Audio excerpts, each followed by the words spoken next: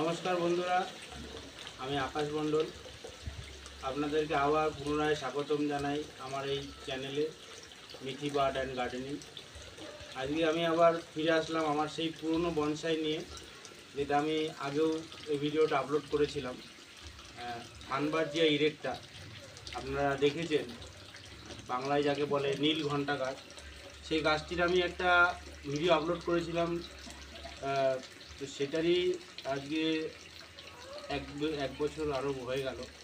তো এই গাছটা দেখুন, আপনারা বনসাই আমি বানিয়েছি, তো আপনারাও চাইলে এরকম বানাতে পারেন।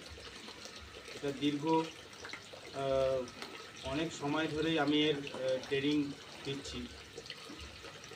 এছাড়া আমার কাছে আরও অনেক রকমের বহু ধরনের বনসাই আছে, আমি আপনাদের দেখাবো এরপরে। তো আপনাদেরকে এইগুলোকে এটা বনসাই একটা আর্ট, আপনাদেরকে এটা টেকনিক আছে, এগুলো কাটিং করতে হয়। তো সেই টেকনিকটা আমি আপনাদের শেখাবো পরবর্তী আমি ভিডিওতে। তো এগুলোকে কেটে দিতে হবে।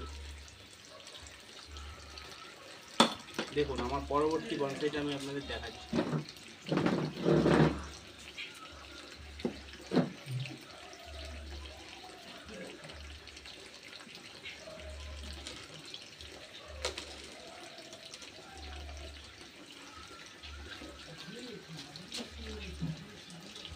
ফুল গাছের বনসাই আপনারা দেখতে পাচ্ছেন। তো এটি বয়স আজকে প্রায় প্রায় 10 বছর।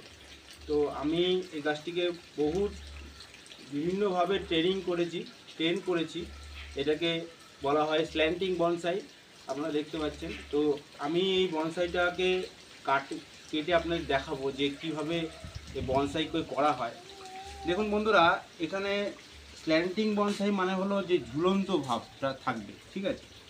তো দেখুন এখানে সব কিছু ঠিকই আছে, কিছু কিছু বনসাই রুলস আছে যেটা আপনাদের খেয়াল করতে হবে। যে কোনো ডাল যদি সামনের দিকে আসে, ফ্রন্ট, যেমন এটা আমার ফ্রন্ট, এই ফ্রন্টের সামনের দিকে আমার ডালটা চলে এসেছে, তো আমাকে এই ডালটা কিন্তু রাখলে চলবে না। কিন্তু এখন আপাতত আমি এটা কাটছি না, কারণ আমার এখানে কিছু সিড হয়েছে, এটা আমি এর নতুন বীজ থেকে গাছ তৈরি করবো, তাই আমি রেখেছি। তো আরেকটা দেখুন, এই ডালটা আপনারা ভালো করে কল্পনা করেন, দেখবেন এই ডালটা ঠিক মানাচ্ছে না। তো আমি এই ডালটা রাখবো না, আমি চাইছি এটাকে আরও একটু ঝুলন্ত করতে। আপনারা দেখতে পাচ্ছেন জিনিসটা অনেকটাই ঝুলন্ত হয়ে গেছে, এভাবে কেটে কেটে এটাকে করতে হয়। তো আমি এই ডালটা এখান থেকে কাটবো।